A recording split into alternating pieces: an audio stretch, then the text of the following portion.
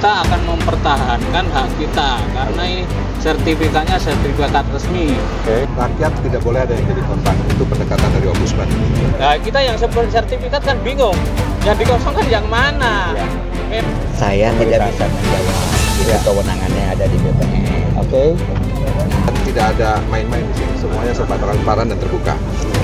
Seharusnya memang di atas saluran ini tidak ada bangunan. Oh, ada saluran irigasi dulu, Pak. Saluran irigasi zaman Belanda, iya bangunan. Oke. Ketika kami mengelola, kebetulan kami masuk di tahun 2000-an itu kondisi sudah seperti sudah ada Ya. seperti itu ya. Coba sini warga siap. Cuma warga minta itu harus layak. Kata kuncinya tadi, jangan ada yang dirugikan. Ya, ini harus ada ganti rugi. Kan negara harus Memang saya juga dapat informasi dari warga, Ya. dari kepala desa itu adalah sawah panjang. Ya. Yang jadi tuntutan dari warga masyarakat apa sih, Pak? Jadi tuntutan pertama sesuai dengan hasil rapat semua ini itu pertama kita akan mempertahankan hak kita karena ini sertifikatnya sertifikat resmi. Oke. Dan itu udah bertahun-tahun, bahkan ada yang 98, ada yang 2012 baru buat, tapi 2012 buat itu bukannya sertifikat pertama, tapi itu induknya udah ada. Jadi kayak saya 2012, tapi induknya nggak tahu tahun berapa itu. Ya. Gitu. Yang kedua, seumpama nanti terjadi penggusuran, bukan bongkar ya, gusur atau atas keperluan yang urgent, sini warga siap. Cuma warga minta itu harus layak. Apa itu ganti ruginya harus layak.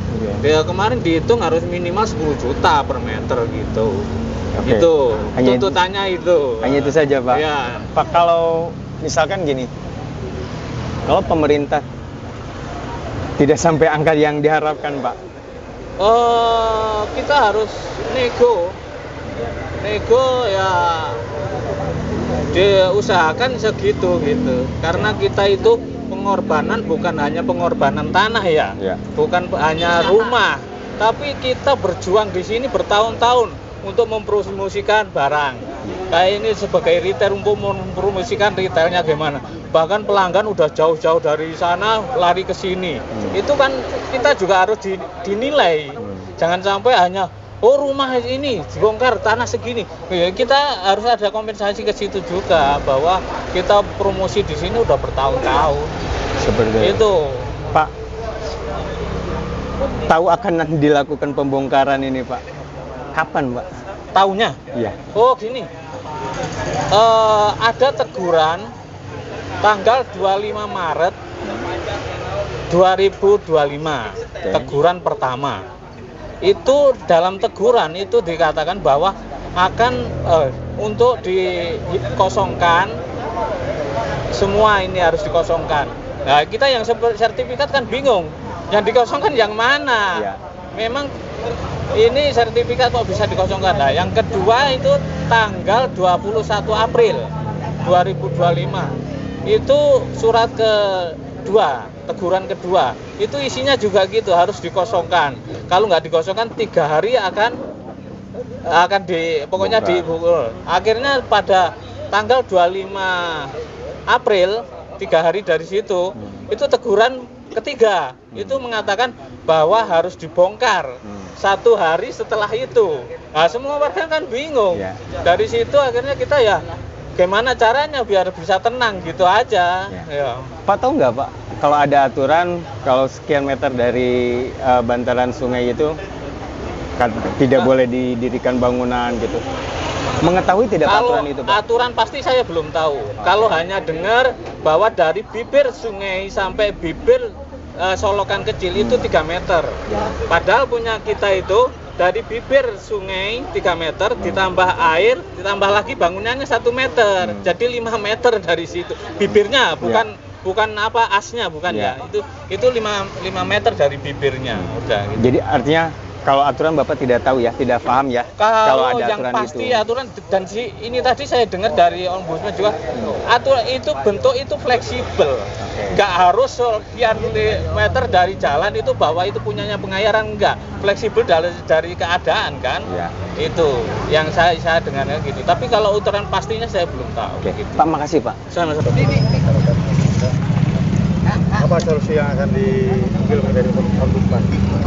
Pertama, tidak boleh ada satupun yang dirugikan ya, dari persoalan ini. Nggak boleh ada yang dirugikan. Oleh karena itu, Ombudsman akan mengevaluasi dan akan melakukan pemeriksaan kepada semua dokumen-dokumen yang terkait. Yang kedua, aturan tetap ditegakkan. Karena yang namanya irigasi, Bapak bisa lihat seperti itu pasti pengairannya tidak optimal. Ya. Optimalisasi irigasi penting. Ini saya yakin dulu jalan ini jalan pengawasan irigasi, bukan jalan provinsi ataupun jalan kabupaten, ini jalan pengawasan irigasi yang digunakan untuk mengawasi irigasi di sini. Jadi faktor yang ketiga, irigasi harus optimal, ya, harus berfungsi, aturan harus ditegakkan, rakyat tidak boleh ada yang jadi korban. Itu pendekatan dari Ombudsman. Bagaimana caranya? Kami sudah take over ini. Yang jelas kami perlu waktu untuk mengkoordinasikan ini dengan seluruh stakeholder terkait. Dan tidak ada main-main di sini. Semuanya serba transparan dan terbuka. Ya, mudah-mudahan dalam waktu 1 atau 2 minggu ke depan ada update yang terbaru dari Ombudsman. Pak, kalau dengan yang pemilik lahan yang punya sertifikat seperti itu gimana? Jelas, nanti kita akan lihat kan. Ini misalnya sertifikat tahun berapa munculnya. Kondisinya waktu itu kenapa hal ini bisa dimunculkan. Apakah ada pertimbangan lain. Nah, tetapi kan sertifikat ini persoalan status. Nah, persoalan bangunan kalau sepanjang ada IEB berarti itu sah. Nah, kalau ada dokumen 2 sah seperti begini dan ada 2 aturan, nah maka kita harus cari titik temunya. Saat ini memang belum ada katakanlah konklusinya mau seperti apa, karena itu hanya bisa ditemukan kalau kita sudah duduk bersama. Tapi kata kuncinya tadi, jangan ada yang dirugikan. Ya. Oke. Berarti nanti ada solusi-solusi. Ada solusi konkret yang jelas, apapun yang terjadi, misalnya harus ada relokasi segala macam, maka itu adalah sesuai dengan peraturan yang berlaku. Kalau itu relokasi, kalau itu misalnya harus ada ganti rugi, kan negara harus memberikan ganti rugi. Berarti Pak, kalau untuk status ini kan lahan pengairan awalnya dari PT Jasa Tirta, sekarang jadi dikelola oleh SDA, itu statusnya sekarang seperti apa Pak? Saya belum bisa menanggapi itu karena itu harus dipelajari. Karena di sini kelihatan sudah ada ya, sudah ada tumpang tindih.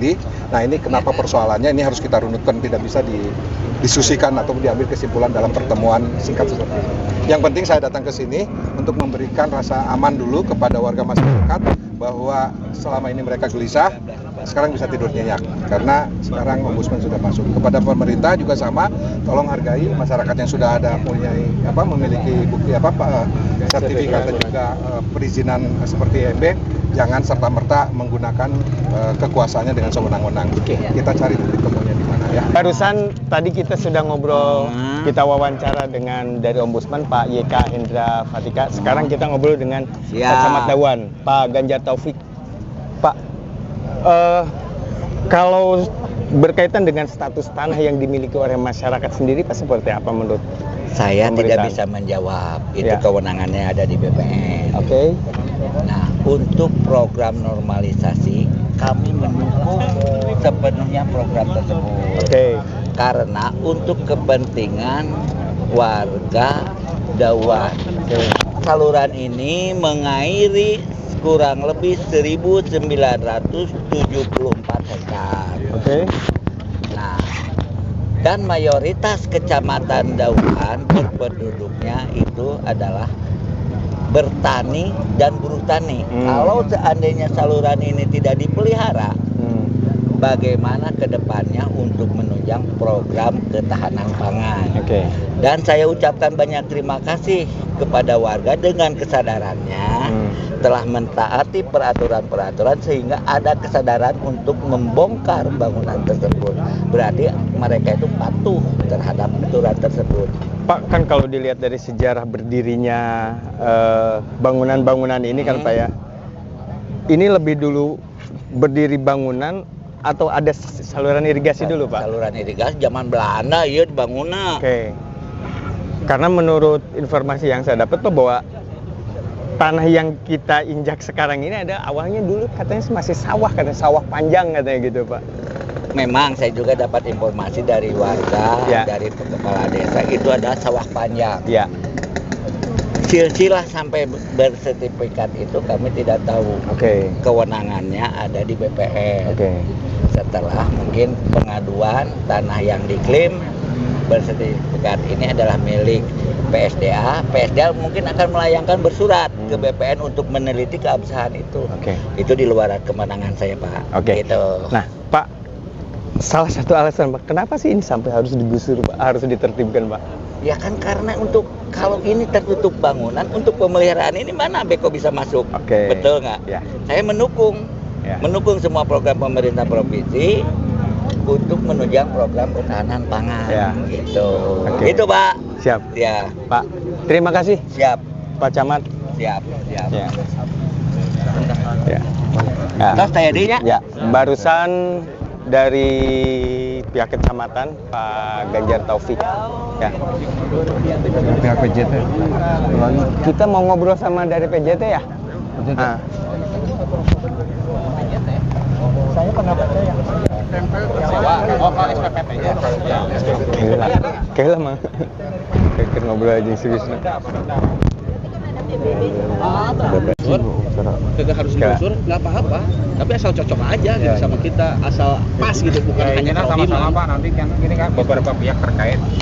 Yang pertama PJT 2, kemudian Dinas Sosial Jabar, kemudian Dinas Pertanahan. Betul. Nah, itu nanti sesuai dengan arahan unsur. Kami akan ngumpul dulu, Pak. Ngumpul dulu. Dimatengin masalahnya di mana, kita cari nanti terus solusinya bagaimana. Kalau solusi mungkin kita kembalikan lagi ke pihak-pihak yang terkait.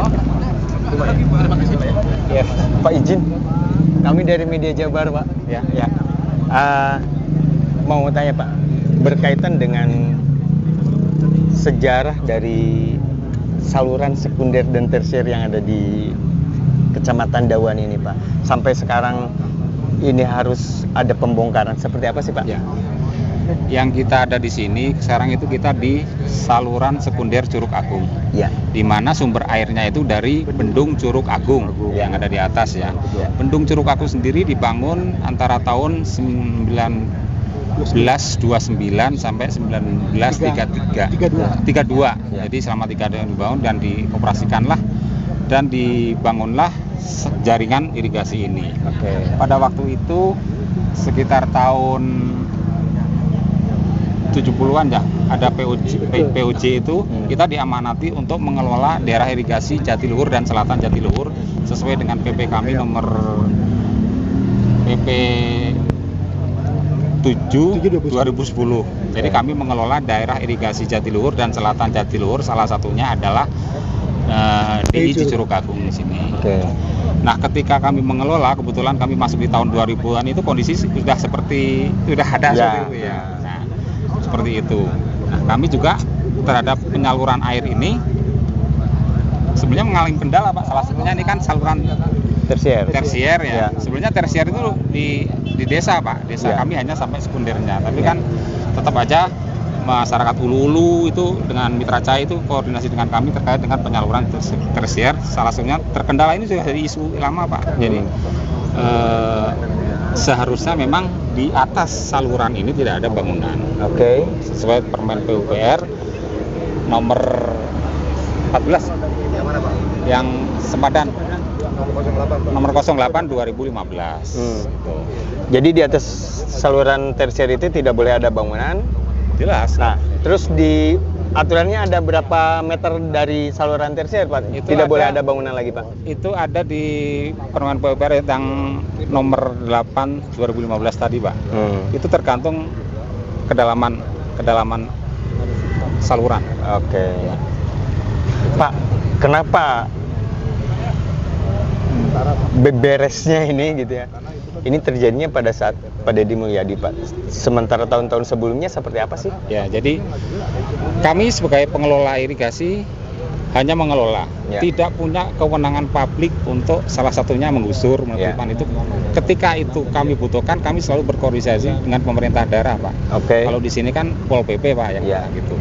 Seperti itu, Pak. Jadi sebelumnya di tempat lain juga, contoh di Cilameri, Pak, keluar exit tol itu permintaan dari Pemda lahan kelola kami, kolaborasi kami ya bisa dibongkar kan itu. Ya. Seperti itu.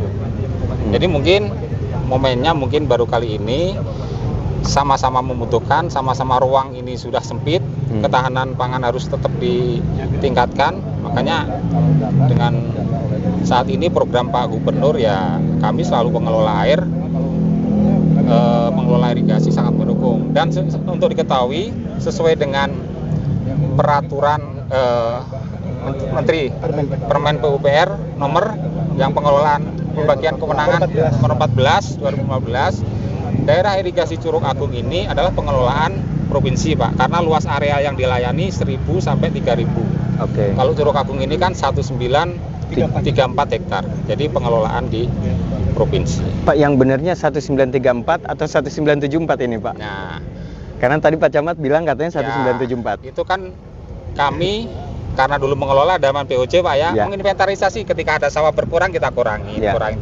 Nah, terakhir data yang ada di kami 1934 hektar untuk SS Curug Agung. Oke, itu data tahun berapa, Pak? Data sekarang sesuai musim tanam sekarang. Oke. Ya. Oke. Kenapa? Luasnya ya, luas. Karena ini nanti mau dibangun apa? Iya, Pak. Nah, sekarang ini kan dari pihak provinsi, Pak. Ya. Ya. Setidaknya kita kembalikan lagi fungsinya sebagai sepadan saluran. Oke. Untuk kegiatan pemeliharaan, kalau ada sedimen itu biar kita bisa angkat, ada ruang untuk pemeliharaan saluran. Oke. Gitu. Jadi nanti tidak ada, jadi nanti itu tidak ada tanaman, tidak ada bangunan ya Pak di sini Ya. tuh. Seperti itu Pak. Iya, harusnya seperti itu. Kalau untuk yang jalur tadi yang di Cilamari itu kan banyak kan ada sungai juga, Pak. Iya, saluran SS. Saluran. Itu gimana? Apa sama juga akan dinormalisasi? Dari sisi salurannya kita hanya pengelola, Pak, ya. Untuk normalisasi karena itu kewenangan pusat, Pak, ya, itu di atas 3.000 hektar Cilele itu. Kami mintakan normalisasinya ke PUPR dalam hal ini BBWS Citarum. Kami sudah mintakan karena di sana juga Bapak tahu salurannya udah pada Ya. dari sisi layanan di operasi kami juga kesulitan karena banyak yang kebocoran, kerusakan bangunan. Oke, Pak, terima kasih Pak. Siap.